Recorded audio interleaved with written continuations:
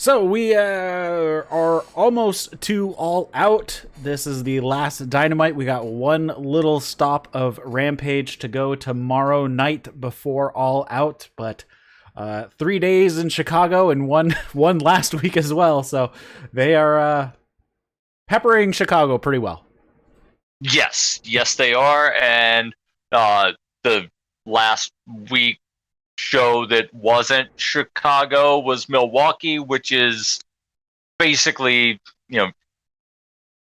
super Chicago, I guess. It's like an hour and 20 minutes from the between the two venues.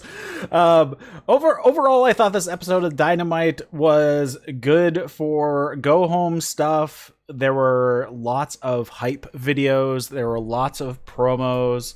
I thought this show actually moved along really quickly. I didn't even realize how late it was at one point in the show. I'm like, really? This show's almost over? That's crazy. And of course, we had the main event of the Jurassic Express and Lucha Brothers versus the Good Brothers and Young Bucks, which was, the giant spot fest that you would think it would be. We had a surprise return, and we had a fun match between Orange Cassidy and Jack Evans. And yes, and don't forget Brit Baker's big announcement about a free agent, potential free agent. I forget exactly what the wording was there. Yeah, free agent signing. And then Billy Gunn did something unexpected. Yes. So overall, I thought it was a good show, solid show, decent go home, and it went along at a good clip, so I was happy about that. So before we get into reviewing the show, you are listening to the That's Wrestling podcast. If you're interested in watching this show live, we do it live over on YouTube and on Twitch, so you can follow the show notes. The links are in the show notes for those. We also have a link to our Discord in there. You can follow us on Twitter at That's Wrestling 1 with the number 1 at the end, and be sure to drop a review on your favorite podcast app of choice. And of course, if you're watching the video, you know all the good stuff to do. Thumbs up, comment, all that good stuff. And with me tonight, I got Darryl W. Perry. How is it going now that the weather is not crazy hot? And it looks like we're going to stay under 80 for the foreseeable future. Yeah, so it's, good weather. There is sort of a big, giant elephant in the room that I want to address real quick. Not related to AEW, but broader wrestling news. The wrestler Daphne, she worked in WCW in like the late 90s until, I forget if she was there when they closed up shop, but she posted some disturbing live streams on Instagram last night. And then the news this morning is that she was found deceased. Mick Foley, always being the class act, sent out a tweet. Says, "I'm so very sorry to learn of Daphne's passing. A terrible loss for her family, friends, and wrestling. She was far ahead of her time in our business. Hashtag RIP Daphne." And then he says, "If you're hurting and thinking of doing harm to yourself, please know that help is available." And then he posted the suicide hotline number, 800-273-8255. So if I sound a little emotional, I am. Again, I watched parts of the live streams, and like me, Daphne is donating her brain to the Concussion Legacy Foundation in Boston.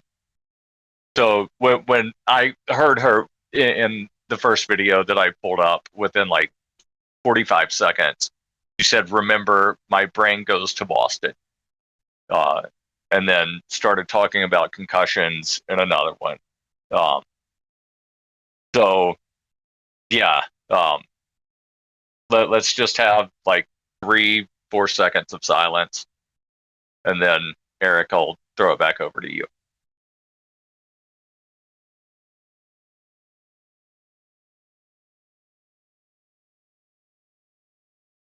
All right.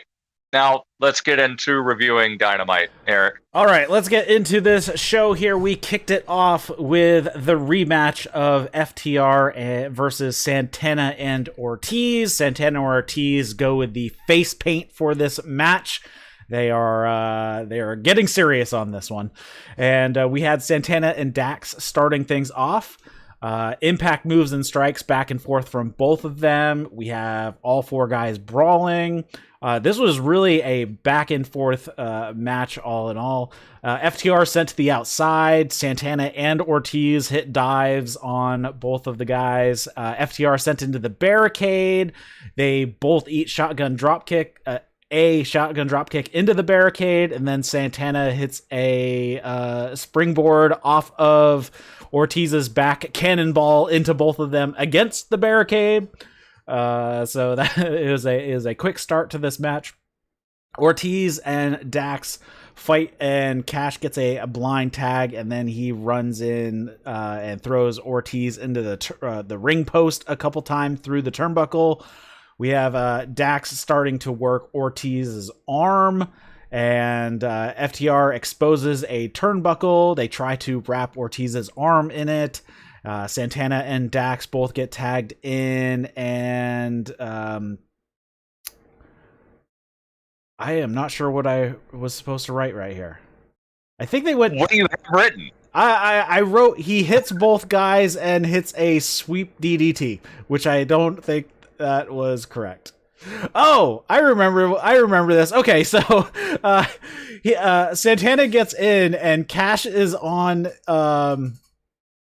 Dax is on his knees, and Santana grabs Cash and puts Cash's legs up on Dax's shoulders, and then he gives him a DDT, which causes him to spike Dax with a spike Rana.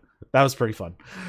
Yes. We get some double teaming from FTR. We get some double teaming from Santana Ortiz. FTR double team Ortiz some more, and then Santana prevents the powerplex.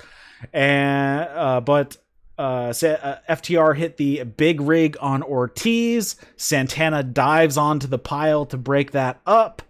And then we have Santana hitting a cutter, Ortiz hitting a lung blower, Santana hitting a thrust kick, and then a double team reverse suplex. And Santana pins Cash for the win. I thought this was a pretty high-speed, hot opener match for this show. Yeah, very fun match, and basically it's what you would probably expect from these two teams. Santana and Ortiz wearing the face paint gave me Gorillas of Destiny vibes a little bit. Yeah. And it got me thinking that I would love to see Gorillas of Destiny versus Santana and Ortiz. I would too. That would be great. I would love to see I'd love to see Gorillas of Destiny against a lot of the teams in AEW. Yeah, basically any of the teams in AEW. There's so many new combinations we haven't seen. But even Luther and Serpentico versus God would be a good match. It would. It'd be fun. It would be incredibly different than anything else you've ever seen, but it would still be a good match. Next up, we have a quick promo from Daniel Garcia in 2.0. Matt Lee is yelling at us, saying Darby shouldn't look past Daniel Garcia. Daniel Garcia says he's looking forward to twisting up Allen, and he's not going to be able to make it to All Out. Yeah, and Daniel Garcia, out of the group of those three, he seems to be the least excited. Well, when he's standing next to Matt Lee and he's always yelling at you, then, you know. Right, but he's not even raising his voice. He's talking kind of like this. He's tranquilo. Those other guys are yelling, yeah, oh, macho man. And he's just like this. Yeah, that's kind of cool. I'm going to beat you up, Darby.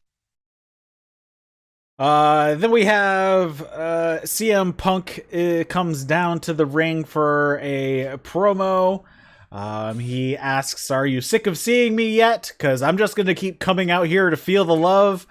Some people will say they're sick of this, but I'm going to enjoy it while it lasts because I know that on Sunday this could all end for me. I haven't wrestled in 7 years, so I'm a little nervous, dare I say scared." And he gets a "you still got it" chant, even though he hasn't actually done anything yet. And then he says, "I promise you that every time I lace up the boots, I'll give you guys." And then he gets cut off because Daniel Garcia and 2.0 have run down and attacked Punk. They beat him down and beat him down and beat him down. And Darby and Sting, Darby's music hits. They take their sweet ass time to come down the ramp. But they do eventually help. The original delay is because they had to climb down from the rafters. Yeah, but then they're on the stage. Kayfabe, but then standing there on the stage, and it looked like Darby was going to do whatever his full, stage entrance thing was before he started walking down, and then Sting's just sort of like following Darby at this point, I guess, and yeah. So they take their sweet ass time to get down to the ring. And steady. Yep. They help out, and then all three guys hit their finishers. So, Darby hits a coffin drop, Sting hits the Scorpion Death Drop, and Punk hits the GTS. And then CM Punk and Darby stand nose to nose. Sting grabs the mic. Punk tells him, "Hold on a second," and he picks up the last guy and tosses him out of the ring. And then Sting says, "I always wanted to share the ring with you, but our paths never crossed.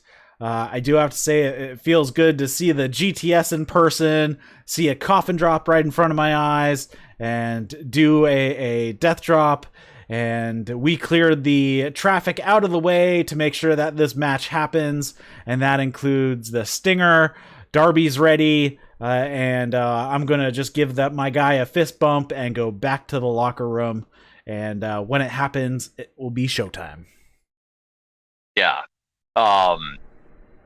That promo from Sting basically lets us know that there will be interference during the match. I suspect it'll be Daniel Garcia and 2.0. But yeah, when Sting kept saying, like mano a mano, 1-on-1, yeah, there's going to be shenanigans at the pay-per-view. Yeah, I'm not sure what's going to happen. We'll have to wait and see on that one. Yeah, we have. I do hope that it's a clean match without interference, but Me too. I am not holding my breath on that. Well, AEW rarely does all these shenanigans, so I'm thinking it's going to be 1-on-1. We should be okay.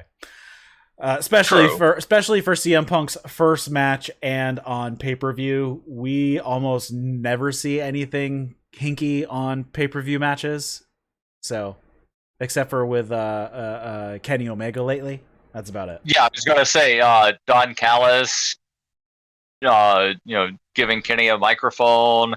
I think HFO, like they, some of the Hardy matches have some run-ins, but it's all, storyline driven, his team helping him win sort of stuff. Yeah. Next up, we had a Kenny Omega Christian hype video with quotes from a bunch of different people. I didn't write who the quotes were from because they didn't really matter, but someone says, "For years, Kenny Omega was known as one of, if not the best wrestler in the world, and Omega has a stranglehold on the title because he's just that good and is the best wrestler in the world today. Christian, though, is undefeated in singles matches in AEW, and he's pinned Omega. With Christian going into this match with that kind of momentum, it could be a bad night for Kenny Omega. That's about it. Yeah. I am hoping that I'm wrong on this prediction, but I'm guessing that since Kenny lost the first match, they're not going to have him lose this next one. So I'm guessing that Kenny will win, but I kind of want to see Christian do a belt collector. And I guess, like 2 belts would be belt collector, but yeah. I'm going with Omega on this one. You know what? The more I think about this, the more I think that Christian is better holding only the Impact title for now. And that, Kenny actually will win. Next up, we had a recorded earlier in the day MJF with Tony Schiavone, and Tony Schiavone was so great in this interview. Even though he only had the first opening line, and then the rest of it was MJF preventing him from saying anything, and just like his eye rolls and all this stuff. And Tony starts off and says, Jericho put his career on the line against this man, the most disgusting, despicable human being I've ever been around in my life. And then MJF is like, very professional. I summarized this because MJF talks really fast and throws out a lot, so I kind of boiled a lot of this down.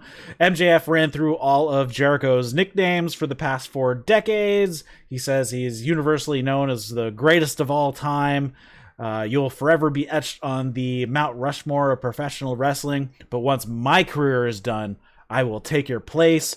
He compares Jericho to Muhammad Ali, saying Muhammad Ali was one of the best boxers of all time, but he came back 1 or 2 too many times, and his brains turned into scrambled eggs. And just like you, your body's killing you. It takes you forever to get out of bed in the morning. And just like Ali, you're an addict. You can't get away from it. That's why you have to put your career on the line, and at All Out, I'm going to be the one that ends one of the greatest runs of all time. Yeah, and I'm wondering if they're not going to have Jericho lose. Like, there was the news that said JR will be stepping away from weekly commentary. So maybe, maybe they're gonna promote somebody else and have Jericho start out on Rampage. Yeah, I don't know. I'm still going with Jericho is probably not losing here. Yeah, I really have no clue. I have no clue at all. Well, I guess that's good, right? If you have no clue, that's good booking. Yes. Next up, we had Orange Cassidy versus Jack Evans. Matt Hardy comes out with Evans and attacks Orange Cassidy when he gets into the ring, so the ref tosses him from ringside. So Jack Evans attacks right when the bell rings, hits a ton of strikes. Orange Cassidy avoids a corner splash and hits an around the world DDT. He does a dive on Evans after Evans bailed to the outside, and then does a crossbody back in the ring for 2. Michinoku driver for 2, which I thought funny that JR mentioned. I never thought Taka Michinoku would have a move named after him. which I thought was pretty funny. They do a ton of standing switches, like over and over and over, and the crowd is like so into all these standing switches, which is really funny. Orange Cassidy goes up top. Evans follows. They fight up top. Evans gets down, hits Orange Cassidy with a German suplex off the turnbuckle, hits a Sky Twister kick for 2, hits a couple penalty kicks, delayed suplex, another penalty kick, and then Orange Cassidy tries an inside cradle and gets the flash pin. And not only that, they did the pin during the commercial break, picture in picture.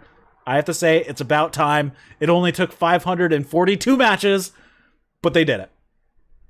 Yeah, and this was such an excellent moment because, we were watching the fight feed, and you posted in the Discord, was that still in commercial? And as soon as you finish typing that, or as soon as I finished reading that, I hear Excalibur say, you're, welcome back. If you're just joining us from the commercial, here's what you missed.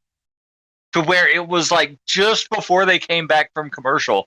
So I'm a little curious of, were they off on their timing, or was that actually supposed to happen during the break? I am assuming this was what was supposed to happen. That is my guess. It only took... This was the 542nd match on Dynamite ever, and it took them that long to do a finish in the commercial. Yeah. But again, it gives that real sport feeling to it. Yeah. So they did that in the commercial. Hardy runs down and attacks Orange Cassidy again. So best friends come down to help, and then the rest of HFO comes down and attacks Chuck and Wheeler, and they're surrounded. And then they surround Orange Cassidy. So then Jurassic Express, they run down, and Hardy Family Office bails, and all the baby faces are left in the ring, basically. Yes, and this was such a good setup for something that was announced a little later on in the show. Yep. Then we have two of the best promos in AEW doing a back-to-back promo video here. We have Eddie Kingston, and he's talking about Miro. It says, "You call yourself God's favorite champion. Why is the DDT your kryptonite? It's your neck. Your neck is your kryptonite. And I'm going to go after everything you desire. The TNT championship, that's what makes you God's favorite champion. Take my hand. We're going to walk through hell together. And maybe if you survive, you'll get to go to your God's heaven." Eddie is such a good promo. And then Miro comes back and says, "Eddie Kingston, you talk about DDTs and kryptonite. God's favorite champion stands down for only his wife in a hotel room after a victory. The Mad King realizes that redemption comes after agony. I've come to bring both. This is the word of the Redeemer." I'm loving this Redeemer character. Me too. It is so good. It's so much better than anything that he did in WWE as Rusev.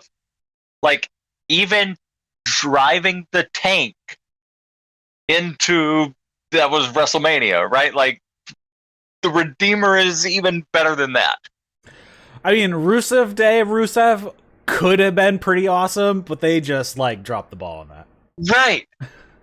And from what I've heard in multiple videos on the YouTubes, is Vince McMahon thought that people were mocking Rusev by chanting Rusev Day. Yeah.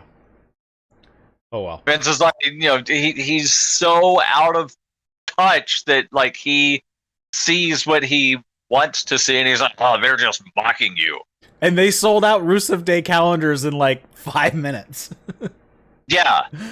And they still thought that it was a joke. Anyways, moving on, we had a Moxley video hyping Moxley and Kojima. The audio was nothing new. It was the promo from last week, but they put video clips over it of both guys. That was it. It was the same talking points. Yeah, good hype video. Yep. We have JR in the ring, and he says, this is the first time I've been in the ring for an interview since AEW started, and it's bittersweet because this guy is one of my longest time wrestling friends, and I think he's making a mistake. Jericho comes out, and everybody sings a song and whatnot, and Jericho says, I'm going to say something I haven't said in a long time. Welcome to Chicago is Jericho. I usually don't say that anymore, but I thought it'd be a good time to harken back to the past since I started my main event journey in wrestling here in Chicago, and the guy who recruited me is Jim Ross.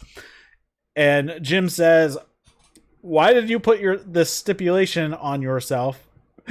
And Jericho says, I'll get to that question in a second, but first, MJF, you're a piece of shit. And everybody chants piece of shit, which is now a ongoing chant for a few different people in AEW. And then he says, but you're diabolical and calculated, so am I. You're vicious and a button pusher, so am I. You're confident and oh so arrogant, and so am I. The only thing you have over me is 3 victories. He gives the dates of those victories and says, those dates are burned into my mind, and that's why I have to take the chance to put it all on the line to beat you. When I first came to this company, there was no guarantee that it would be a success, but here we are in the hottest wrestling company in the world today. And if I did not take that chance, I would be kicking myself for being complacent. Sure, I could stay in AEW for a long time and have more great matches, win more championships, but every time I'd look myself in the mirror, I'd know you couldn't beat MJF. And then everybody boos, and then Jericho, being the pro that he is, picks up on it and says, yeah, talk about boos, think about how I feel. That would be the beginning of the end of Le Champion. That would be the beginning of the end of my time in this ring. But you know what? I don't want it to end. I want more. I don't want to stop. And then everybody chants, we want more, we want more. And that's why I have to take this chance. If something goes wrong and my journey ends here in Chicago, so be it. I'll walk up to that commentary desk full time, and I will thank you all here and all you watching at home for making my dreams come true. I'll thank you for being a part of my life and for me being a part of yours. But before that, MJF, you're going to have to break every bone in my body, squeeze every breath of air out of my lungs. But you don't have the balls to do what it takes. I'll see you this Sunday, you little prick.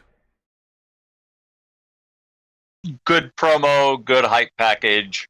Like, they could just play half of what Jericho said, half of what MJF said, and that would be, there's your hype package.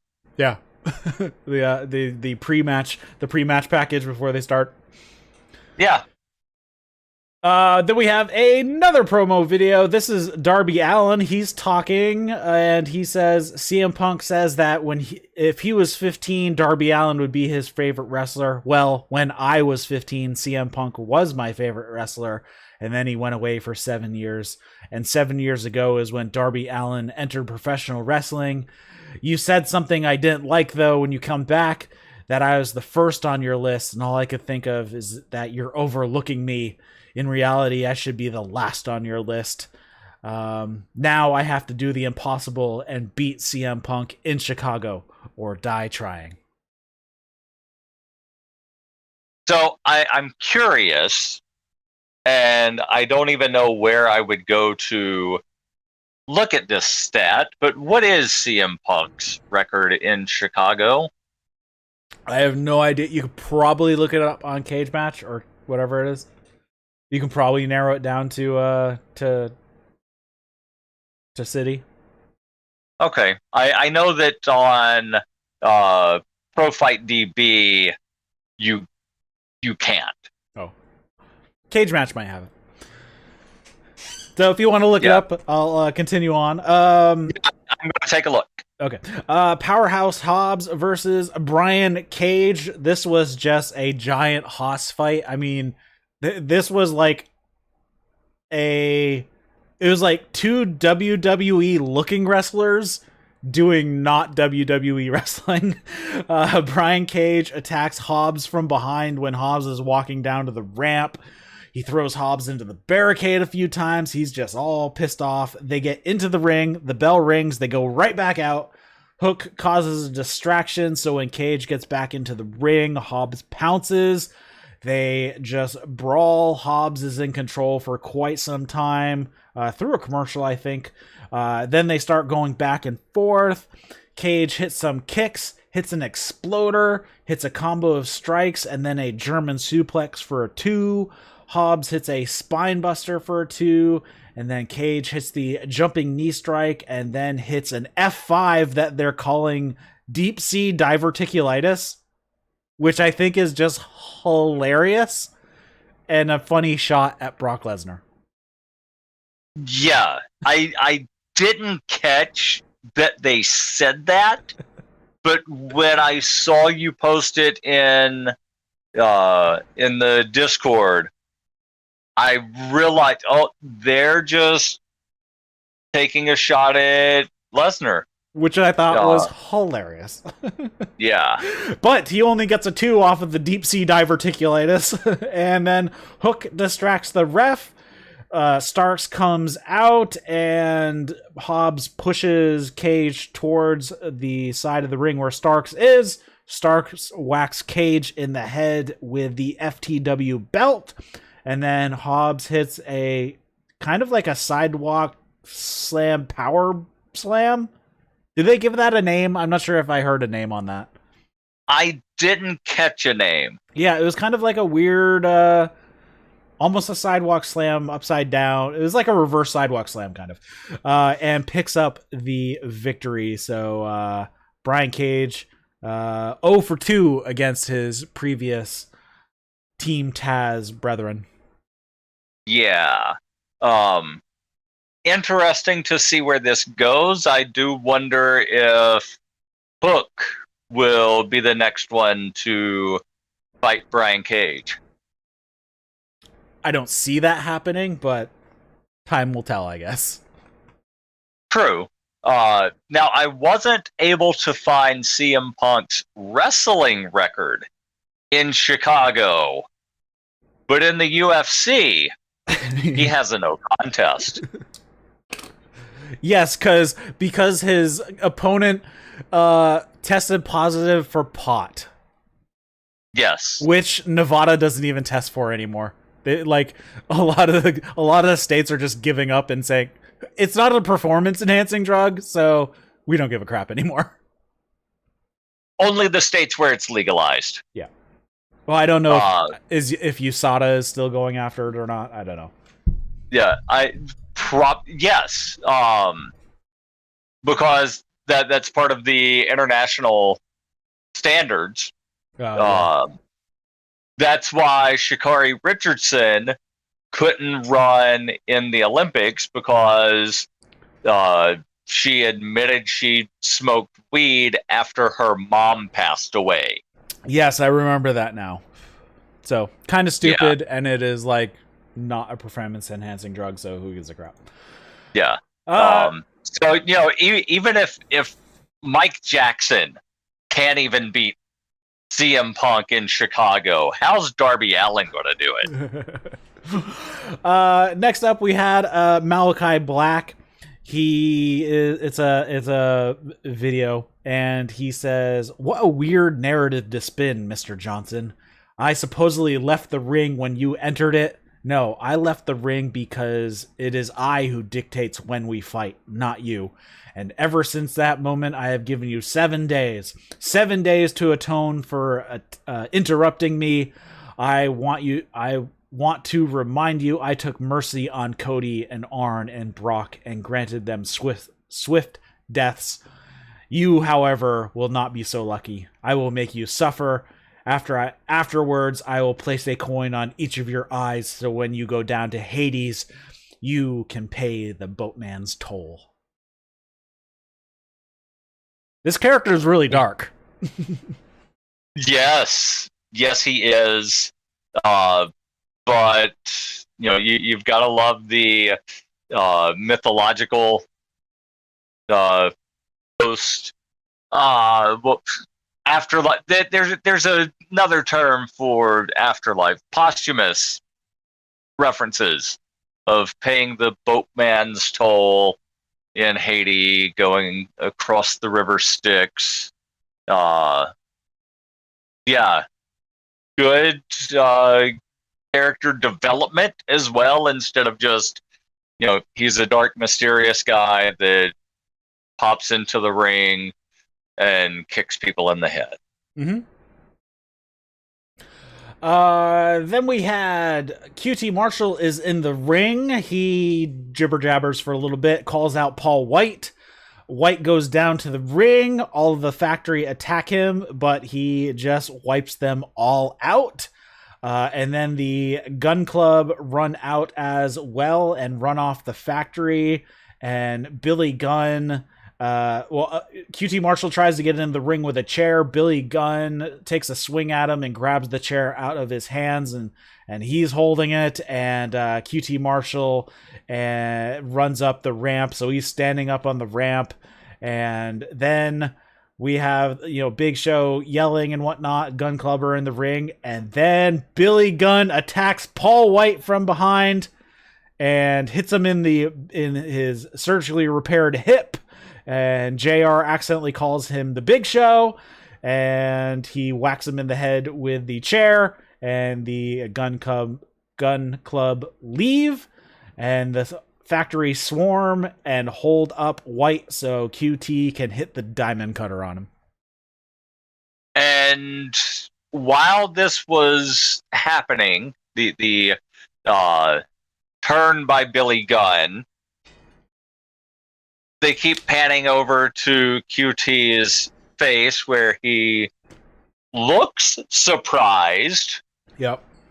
And the announcers even mentioned, him pretending to be surprised, like he didn't know. So they're building the narrative, I guess, that the Gun Club is joining the factory, but at the same time, making you wonder. Yes, because when the Gun Club was leaving, QT Marshall had that look on his face the entire time. And they walked by him and they didn't acknowledge each other. Yeah. So I'm thinking it might be one of those things where QT didn't know what was happening. And then, he's like, all right, well, you're a bad guy now and we're bad guys. So you bad guys could join our bad guys and we can be bad guys together. And then Billy's like, no, I don't want any of that. Let me fight your bad guys. So, and it built the storyline. Yeah, interesting how that goes. The Gun Club turning heel, apparently. We'll see. Maybe. Next up, we have it's said that Brit Baker has big news about signing a free agent, and Tony is backstage with Britt. What? Just laughing about what people were expecting. I said it. This can't be this. I'm cold, right? I mean, that's the only thing. and then she heals it up on us. Brit Baker says that she's gonna add some star power to the Casino Battle Royale, and they're standing right next to me, Rebel and Jamie. And if Jamie wins the Royale, then this title isn't going anywhere. I also got news of a new signing for a long-term contract. Me, I'm not going anywhere. And I during my negotiations to re-sign, Tony granted me the ability to make a match. So Chris Statlander will have a handicap match against Jamie and Rebel on Rampage. Yes, and I'm glad you remember it is Rebel, not Reba. But nonetheless, Brit Baker keeps calling her Reba. And I wonder how long it's going to take Jamie Hayter to catch on to the finger motion when Britt says DMD. And maybe Jamie will start calling Rebel Reba as well. Oh, that would be so funny. And I like how she just like blew it off that there's no way Rebel's winning the Battle Royale. Yeah, Jamie has a chance. Jamie might, but there's no way Rebel is. So we had the next match was Penelope Ford versus Ty Conti with Bunny at ringside for Penelope. And I actually thought this match was decent. I mean, like the beginning was a little all over, but then I thought the last half of the match was pretty good, and actually the crowd really got into the match. They started off, Conti does a crossbody to Ford and the Bunny on the outside of the ring before the bell rings. And then in the ring, she hits Ford with a few judo throws, hits a knee to the face, a bunch of chops, and then a backbreaker for a 2 count. It's a face buster and a pump kick for a 2 count, and then Ford starts to turn things around. Bunny attacks Ty Conti behind the ref's back. Ford hits a drop kick to the back of Conti, double knee drop on the apron to Conti, and then Ford hits Ty with some strikes, starts working the shoulder a little bit. Ty misses a running pump kick, and then Ford misses a running pump kick. Ty hits a crossbody off the top, hits a few clotheslines, swinging body slam for 2. Penelope tries to get on the Moodle lock, but Conti rolls it into a calf slicer, which I thought was a cool counter. Ford has to get to the ropes, and then Ty hits 3 running pump kicks in the corner. Penelope avoids the DD Ty and hits a gut buster for 2. And then Bunny grabs Ty's leg when she's hitting the ropes. She jumps up onto the apron, so Penelope tries to attack from behind. Ty moves out of the way, and Penelope gets pushed into the Bunny. And then the Ty rolls her up for the win. Yes.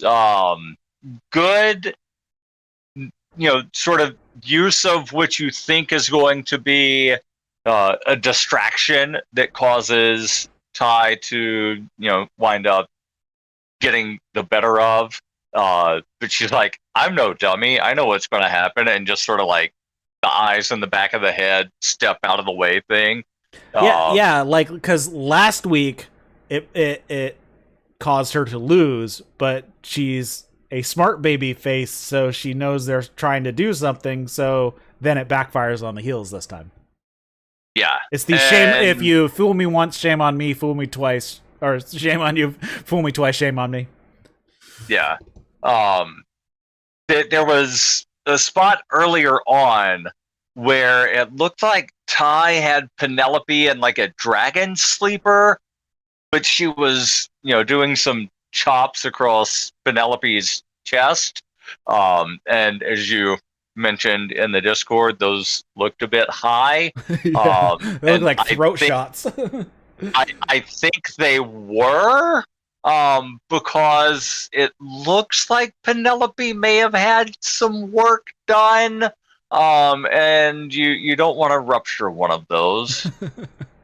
I think they're just sit so high that she's like, where am I supposed to hit you? Yeah.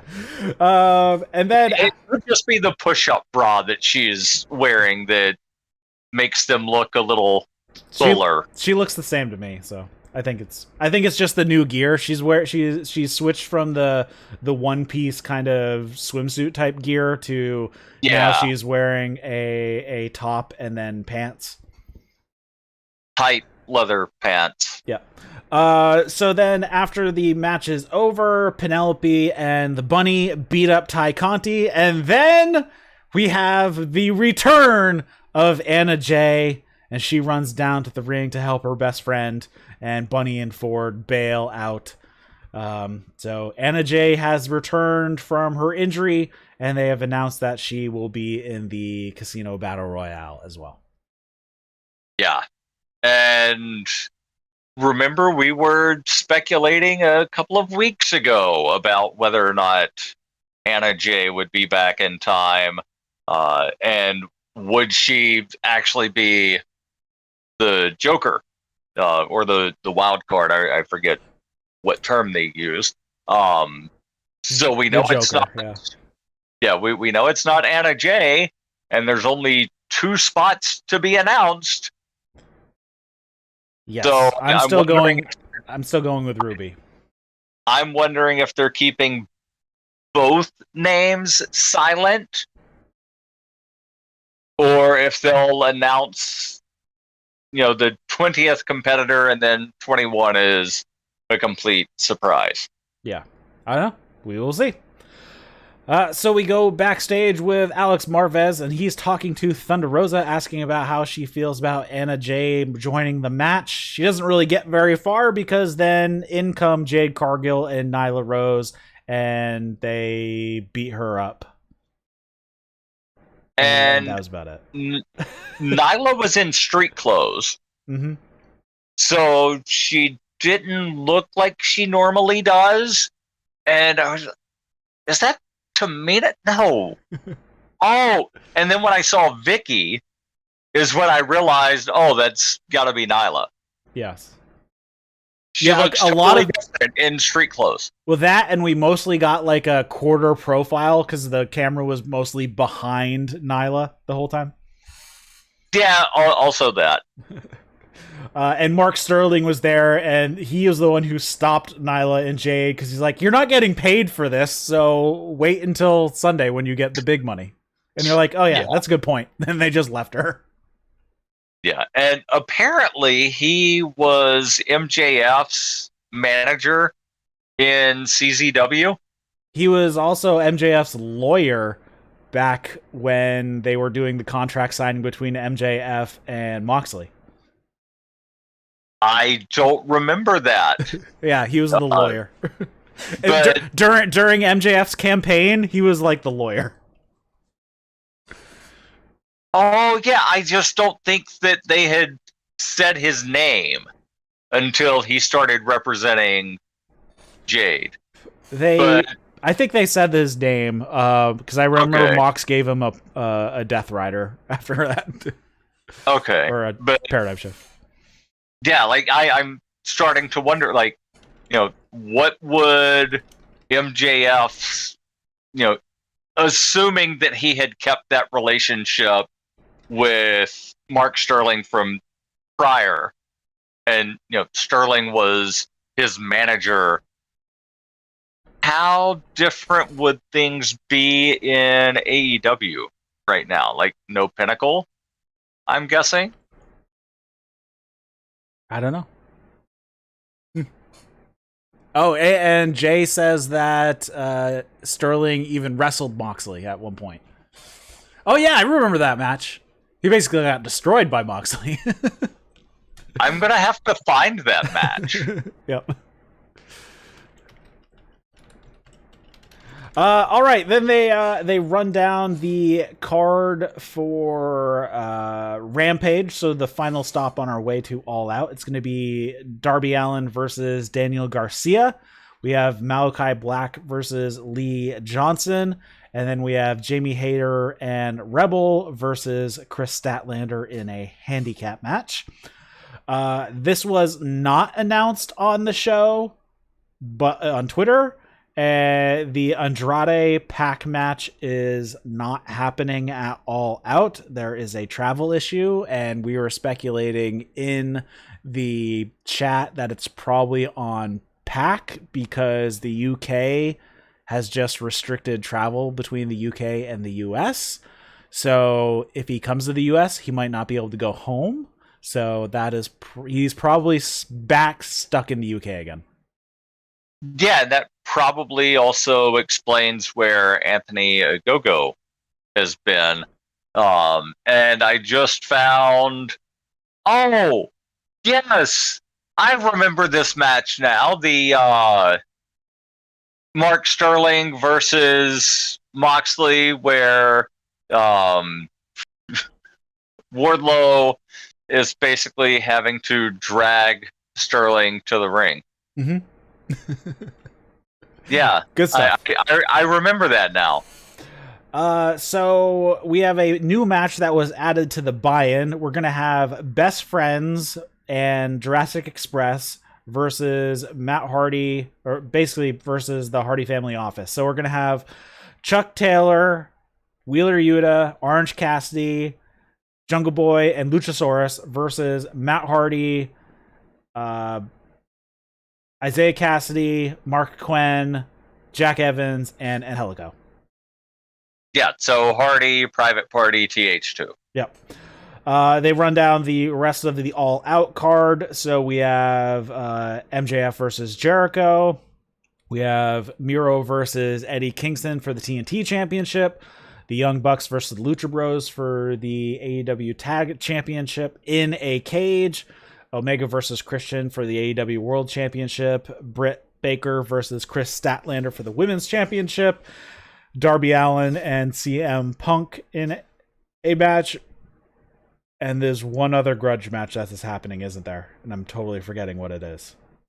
I'm pulling up the card right now. So there's the...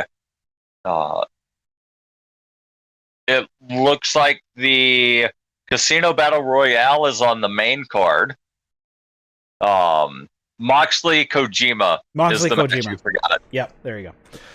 All right, then we get it was during the announcement of the rundown of the card, but I put it afterwards. MJF and Jericho hype video. Once again, it's a bunch of people commenting, so I didn't say who was saying what. As I believe it was JR who started off. Seeing what Jericho has accomplished since the debut of the company has been extraordinary. When Tony, I think it was Tony who said when he arrived at the press conference, it shocked everybody. White said this evolution of trials has pushed him mentally, physically, and emotionally. MJF kept Jericho on his toes. I can see MJF wanting the throne for himself. If Jericho loses this match, I don't think anyone will understand the ramifications that will go through the wrestling world. Can MJF retire the great Chris Jericho? And Paul White says, I'm worried for him.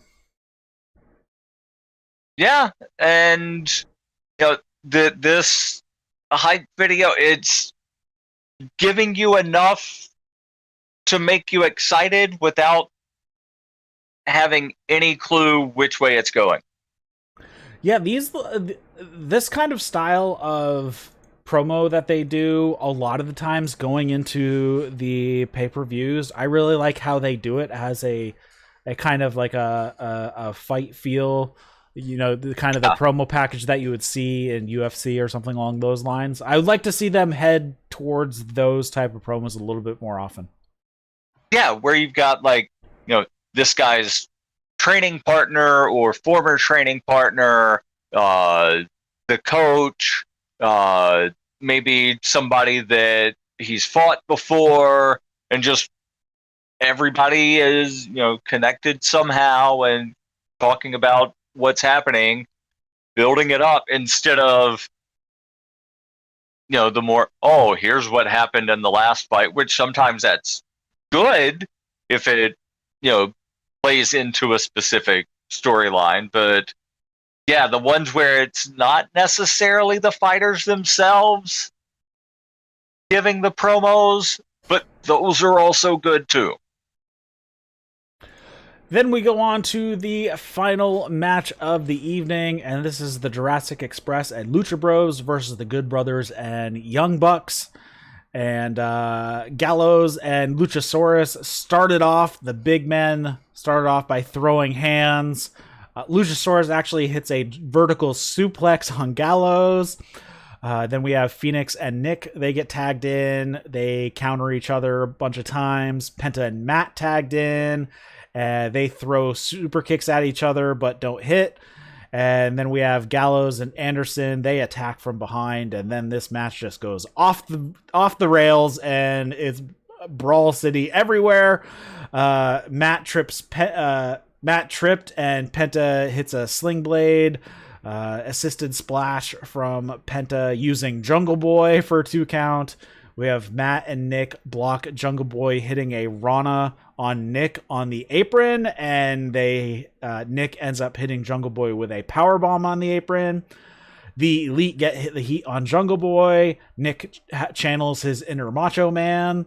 Bucks tag out or take out all the guys on the outside, and then we have Jungle Boy. He hits a boot to Nick when he's running in. He fights through everybody to get a tag out to Phoenix. Phoenix ducks a punch from Nick. Nick punches, and Nick actually ends up punching Matt. Penta tagged in. Phoenix hits a DVD. Penta hits a missile drop kick to the ass for a 2 count. We have everybody super kicks each other. Everybody's down. Luchasaurus tagged in, and he takes out the Good Brothers. He throws Nick Jackson onto Matt Jackson and Anderson on the outside. Jungle Boy does a dive. Luchasaurus hits a choke slam and a standing moonsault on Anderson for 2. Penta tagged in. Lucha Bros set up for the package pile driver, but Brandon Cutler sprays him in the face with the cold spray. Good Brothers hit Magic Killer on Phoenix. The pin is broken up. And then Phoenix ducks a BTE trigger, so Matt and Nick kick each other in the shins. And then Phoenix hits a double cutter on the Bucks. He goes for a cross body on the Bucks, but they catch him and they set him up and hit the Meltzer driver. And the Bucks get the win with Matt pinning Phoenix. And this is the first time in quite a while that we've seen a proper Meltzer driver. Yes. It's quite a long time. They've been using the BTE trigger for their finish quite a lot recently. Yeah. There was the one that I maybe it was an indie taker. The one where they tried dunking the basketball. Yes. And he didn't dunk the basketball. Was that an indie taker? Yes. So the Meltzer driver has a flip from Nick, and the indie taker does not. Gotcha. That's the only difference. Okay. But yeah, like, either of those, they don't hit too often anymore. And I'm wondering if the jumping, flipping, and landing on the ass is causing some lower back problems for... It could be a heel thing, though, too. Since they turned heel, they stopped using it. Oh, right, because the flip-de-doo is for the good guys, and the bad guys don't do as many flip-de-doos. Yep. I guess. Post-match... Now I'm wondering if... No. He's not going to hit a Meltzer off the top of the cage, is he? I doubt it, because I think both of the Bucks after the ladder match said, yeah, we're not doing crazy crap like that ever again. Okay. So, I am not sure. I hope nobody flies off the top of the cage, because last time somebody did that, or the only time somebody did that, was Cody, and he broke his toe doing that. Yeah, I'm just thinking of the one time Matt Hardy hit a leg drop off the top of the cage.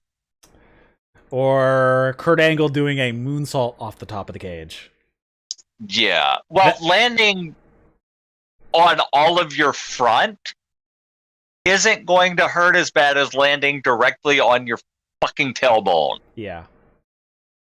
Yeah. That's still one of my favorite matches of all time, though. The Kurt Angle and Chris Benoit in a cage on a Monday Night Raw. It's still one of my favorite matches of all time. I think you mean Kurt Angle versus Vacant on Monday Night Raw. Yes. Can't find it. Post-match. What? I had to look something up during this match because I was curious. And the Lucha Bros are still AAA tag champs. Yes. Going back to 2019, 809 days. I'm surprised that that's not mentioned a little more on AEW. Yeah, since that ladder match, right? It was that ladder match where they won them back from the Bucks. Yeah.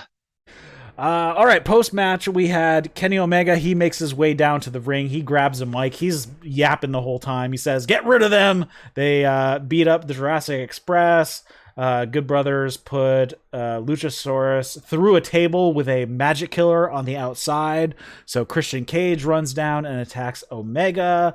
The Elite beat up Christian. Cutler passes out a bunch of kendo sticks. And then Omega says, hey, it was good talking to Tony Khan today about the video game and the ratings, but, you should really keep an eye on your property. And he calls on Don Callis. He says that Don Callis has the keys to lower the cage, and they lower the cage from the ceiling to keep Christian in.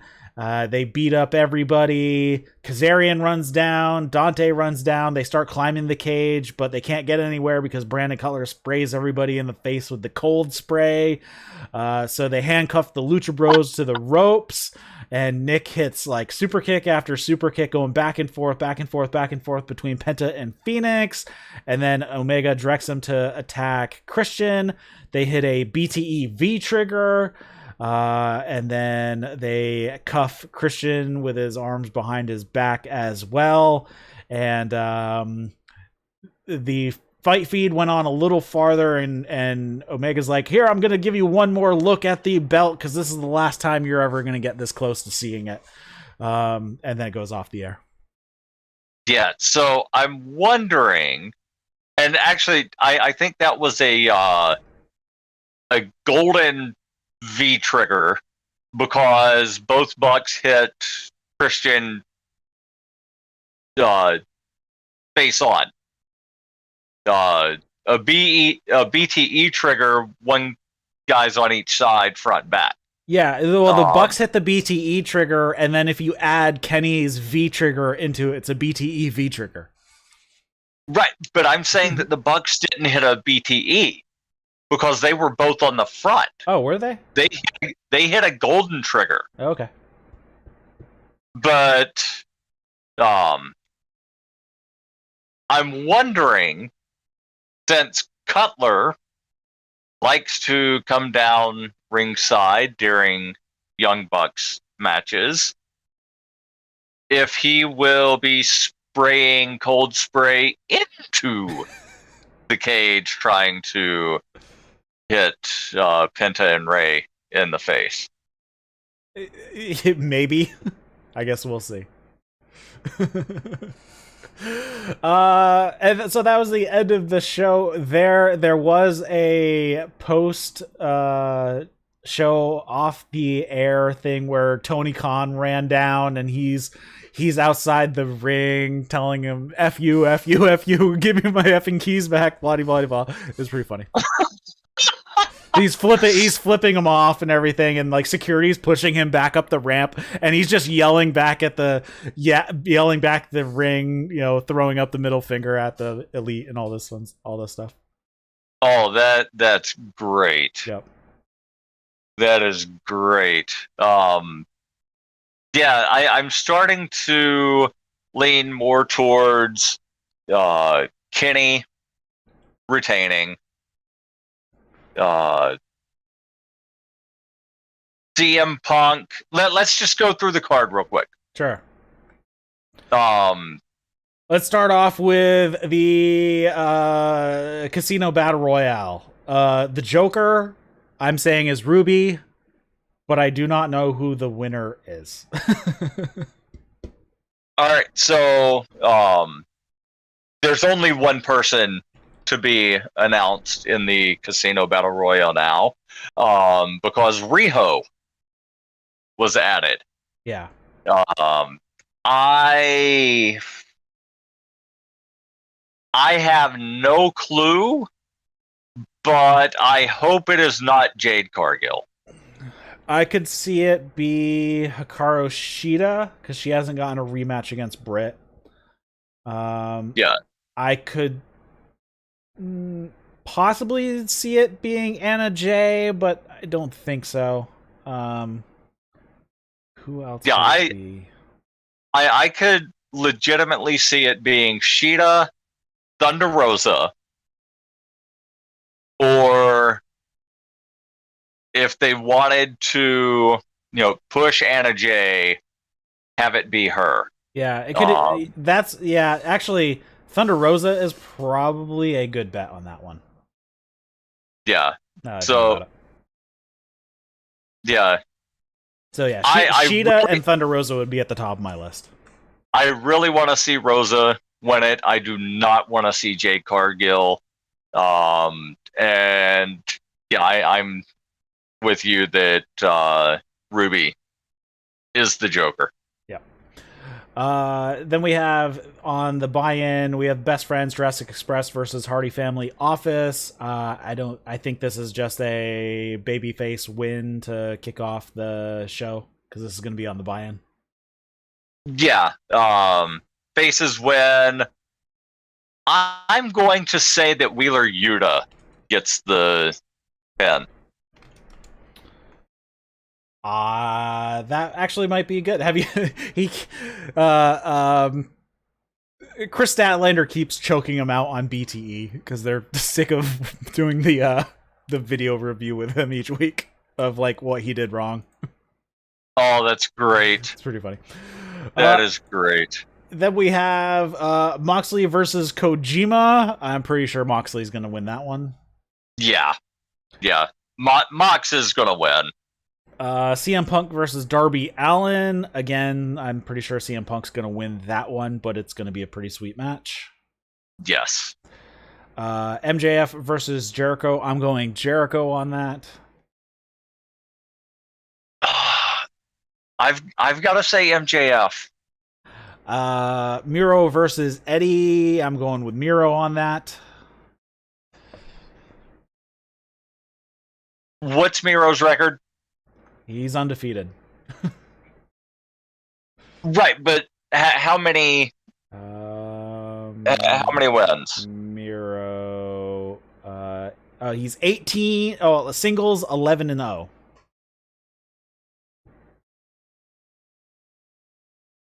He's 18-1 career in AEW. And that one loss, Kip Sabian took the loss. Yeah. And when did he win the title? He won it from Darby at Double or Nothing? No, before that. Sometime during the spring. I'm going to go with Eddie. Alrighty. I think Miro retains it still. Then we have the Bucks versus the Lucha Bros in a cage. This is where I'm going for a title switch. I think this is going to be the title switch. Lucha Bros win.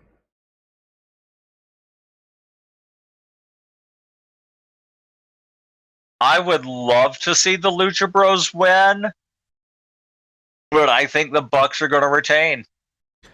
Then we have Brit Baker and Chris Statlander. I'm pretty sure Britt's going to keep it. Yeah. And then Omega versus Christian. I think Omega's keeping it. Yeah, you've allowed me to convince myself that Kenny will retain. So I think the one title change is going to be the Lucha Bros win, and you think the title change is going to be Eddie's going to win the TNT Championship. Yeah. All right. So we'll see how that goes. Looking forward to it. So Rampage is on Friday. Once again, Darby Allen, Daniel Garcia, Malachi Black versus Lee Johnson, and then Jamie Hayter and Rebel versus Chris Statlander. Handicap match. Our last stop onto All Out, which is on Sunday. And then there are two big New Japan shows on Saturday and Sunday as well. So I have a lot. And there's GCW shows. I think Friday, Saturday, maybe one on Sunday. I am wondering if they're not going to add one more match onto the buy-in. It depends if they're doing a half-hour buy-in or if they're doing a 1 hour. If they're doing 1 hour, then I would say 2, but they've been doing half-hour buy-ins, so it might only just be the one match. Okay, for some reason I thought it was 1 hour. So yeah, if it's half hour, just the one. If it is full hour, I don't know. It would have to get thrown together on Rampage. Yeah, I mean, they could have 2.0 and Garcia against a threesome of some kind. I don't know what threesome they would put together, but yeah. Yeah. Yeah, I don't know. Or Malachi Black could just beat the shit out of somebody. Because he doesn't have a match, so. Ooh. Yeah, let him wind up killing one of the people on in the Nightmare Family. Yeah, I'm sure we can find somebody to sacrifice.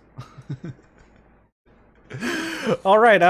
Anything else you want to cover before we wrap it up? I did see the rating was just over 1 million. I think it was 1.05 million, so down a little bit, but still hanging out over 1 million.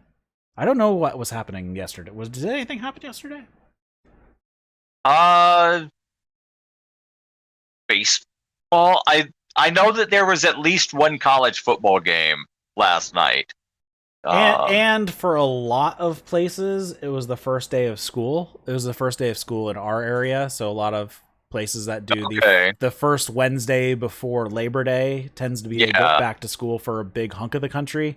The South tends to start a little earlier. They started so it could be we're now going into school, so it's school night now. Yeah. Oh, right, and it's getting past your bedtime, Billy. Who were the additional guys out with the factory? I just remember QT, Camarado, Aaron Solo. And then there were 3 other guys just in factory t-shirts. Oh. Yeah, I don't know. You'd have to actually watch there's a YouTube channel that they do for spot shows out of the factory. Yeah, so it's probably some of the guys that QT is training. Yeah, because I think a couple weeks ago there was just one additional guy that was out with them, but didn't really get involved with any of the actual stuff, but was just kind of there. Mm-hmm.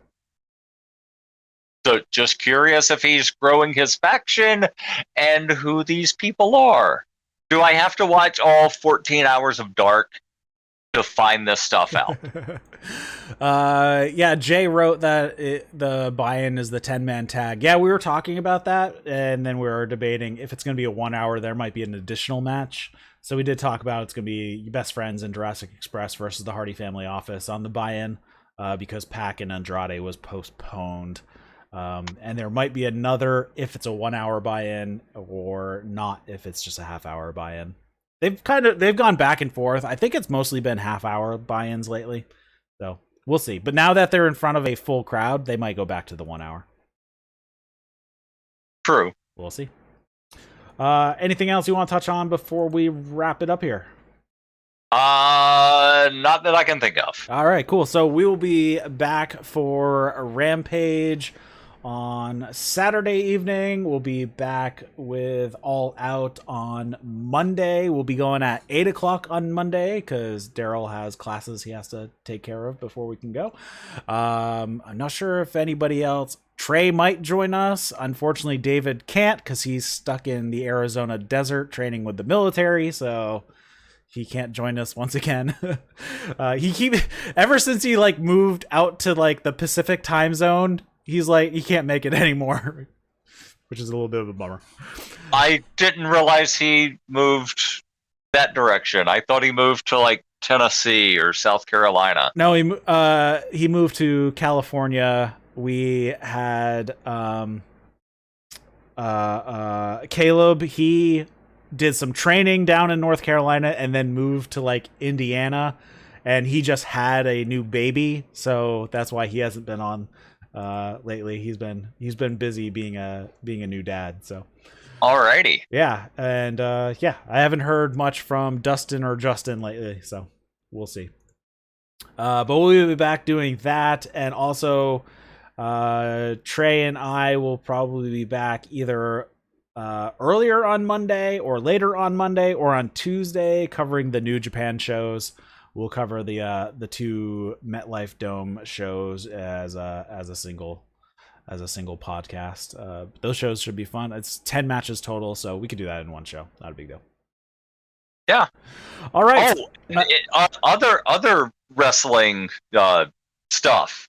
I saw that the former Braun Strowman has announced his first post WWE match. I think it's October 1st. Yeah, he's wrestling EC3 on EC3's YouTube channel. Oh, I didn't realize it was a YouTube thing. I thought it was... Okay. Yeah, it's EC3's show that he does on YouTube, so this should be on YouTube. Cool. All right, so we're gonna wrap it up here. Thanks for listening. If you're listening to this as a podcast, we do this show live on Twitch and on YouTube, so you can join us live and join the chat as Jay does most times and tells us when we're wrong and corrects us when needed. And so you can follow the links in the show notes for those channels. You can snag this as a podcast on all your favorite podcast apps. If you're watching this as a video later, you can drop us a line, follow us on Twitter at That's Wrestling 1 with the number 1 at the end. You can follow Darryl at Darryl W. Perry on the Twitter as well. Also, our Discord link is in the show notes, so you can come hang out and chit chat with us. We're usually talking in there during the live while the shows are going on, so that's always fun too. So I think that is it. So for Darryl W. Perry, my name is Eric LaRoche. You've been watching and listening to That's Wrestling. See you later, guys.